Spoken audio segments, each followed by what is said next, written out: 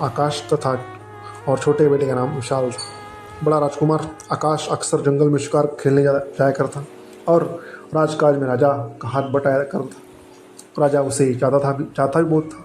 उसने बड़ी धूमधाम से उसका विवाह एक सुंदर राजकुमारी से कर दिया। छोटे राजकुमार को गाने बजाने का शौक था।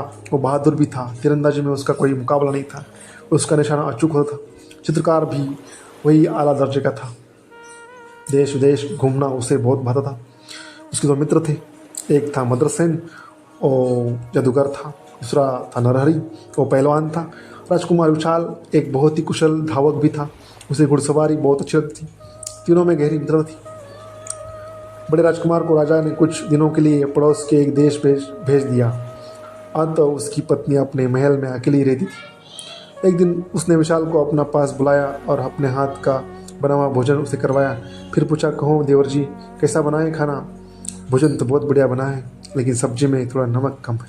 राजकुमार विशाल ने हंसकर कहा। राजकुमार के ऐसा कहने पर उसकी भाभी चिढ़ गई। बोली, यदि ऐसा ही है तो ले आओ ना अपने लिए कोई समुद्री परी, वही तुम्हें अच्छा खाना बनाकर खिलाया करेगी। कहाँ मिलेगी वो? विशाल ने पूछा। मैं क्या जानूँ, ढूंढो तो मिल जाएगी। बड़े बहादुर बनते हो ना, भाभी ने तुन कर मुँह फुलाते हुए बोला। कहाँ? छोटा राजकुमार भी गर्म हो गया। बोला, ताना मत मारो भाभी, अब तो समुद्र परी को ला कर ही इस घर में खाना खाऊंगा। राजकुमार नाराज होकर जाने लगा।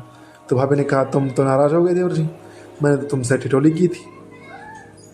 विशाल ने कोई उत्तर न दिया। वो अपने मित्र के साथ लेकर राजा के पास पहुंचा और बोला, पिताजी, मैं समुद्र परी के साथ विवाह करूंगा, मैं उसको ढूंढने के लिए जा रहा हूँ। राजा ने पूछा, कहाँ मिलेगी समुद्र परी? पता नहीं, पर मैं पता ला कर रहूँगा।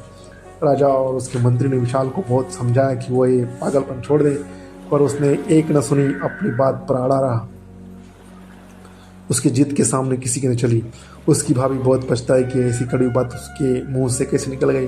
राजा ने कहा, अच्छा, जब जाना ही चाहते हो तो साथ में कुछ सैनिक और धन भी ले जाओ। राजकुमार बोला, नहीं पिताजी, मुझे कुछ नहीं चाहिए, बस आपका और अपना आशीर्वाद दे दीजिए। क्यों, क्या अकेले नहीं जाओगे? राजा ने पूछा। नहीं, मेरे दोनों पुत्र भद्रसेन और नरहरि भी मेरे साथ रहेंगे। राजा ने तब उदास होकर अब भारी मन से उसे विदा किया। मंत्री ने खजाने से और अरशपियों के थैले मंगवा कर तीनों घोड़ों पर लदा दिए। दूसरे दिन सवेरे होते ही तीनों मित्र समुद्र की परी की तलाश में चले पड़े। वहाँ राजधानी में बड़ी चहल पहल दिखाई पड़ी। शहर के लोग एक खास दिशा में तेजी से बड़े चले जा रहे थे। भद्रसेन, जो राजकुमार का जादूगर मित्र था, उसने एक सड़क पर जाते व्यक्ति से पूछा, क्या बात है मित्र, ये लोग कहाँ जा रहे हैं?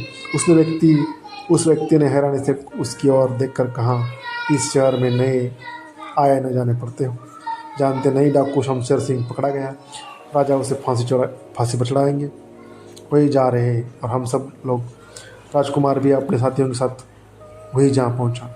देखा, एक ऊंचे चबूतरे पर बड़े लंबे चौड़े डील डोल वाला हट्टा कट्टा बड़ा आदमी खड़ा है। उसे ही फांसी लेने लगी थी। फिर वही हंस कर रहा था। डरना तो वो जानता ही नहीं था।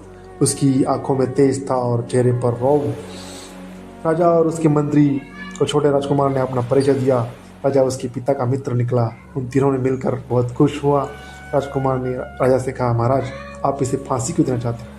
राजा बोला, ये बड़ा खूंखार डाकू है, इसने सैकड़ों लोगों को मारा है, वहाँ हजारों घरों को जला। राजकुमार ने कहा, फांसी पर चढ़ाने का इसका क्या भला होगा?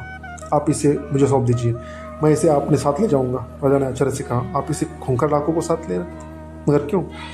राजकुमार ने कहा, यह बहुत बहादुर इंसान है, मेरे साथ रहेगा तो मैं इसे सुधार दूंगा। राजा ने मंत्री की ओर देखा। मंत्री ने कहा, अगर इसने आपको भी धोखा दे दिया तो? नहीं देगा, मेरा मन कहता है कि ये बदल जाएगा। ठीक है फ्रेंड्स, देखते हैं ये डाकू बदल जाता है या हमारा राजकुमार उसको चेंज करता है। इस कहानी के पार्ट 2 में हम देखेंगे। ठीक है friends. Hello friends, good morning सभी को। तो आज हम कहानी का हमारा तीसरा पार्ट शुरू करने जा रहे हैं दोस्तों। ये क्या है, इस कहानी में क्या हुआ? राजकुमार को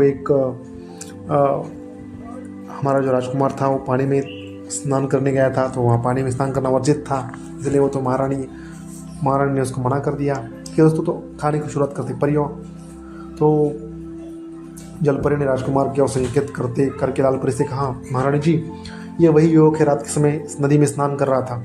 आपके आदेश अनुसार रात के समय नदी में स्नान करना वर्जित है, अत मैं उसे आपके पास लेकर आई हूँ। परियों की रानी ने अपनी जादू की छड़ी उठाई और कहा, ठीक है, अब तुम सब यहाँ से चले जाओ, हम इससे अकेले में वार्तालाप करेंगे। जब सब परियां वहाँ से चली गई तो परी ने कहा, युवक तुम कौन हो और कहाँ जा रहे हो? तुम्हारे पास खूबसूरत नौजवान मैंने पहले कभी नहीं देखा, तुम यहीं पर क्यों नहीं रुक जाते? राजकुमार ने कहा, मैंने एक देश का राजकुमार हूँ, मैं समुद्र परी की तलाश में निकला, मेरी संगी साथी भी नदी के किनारे ठहरे हुए हैं, मुझे जाने दीजिए, ये मेरा इंतजार कर रहे होंगे। परी रानी मुस्कुरा कर बोली, विवाह करोगे उससे? वो मेरी सहेली है, उसको एक बलवान राक्षस चुरा कर ले गया है, कैद कर लिया है उसने वहाँ तक पहुँचना बहुत कठिन है, अपने साथियों के साथ यही रहो, मैं यही मेरा राज्य है और तुम चाहो तो यहाँ के राजा बन सकते हो। राजकुमार बोला, पहले आपकी सहेली को कैद से छुड़ा के जाओ, फिर आकर आपकी बात से गौर करूँगा, वही सुंदर आप भी कम नहीं है। परी रानी मुस्कुराई, ऐसे लगा जैसे चारों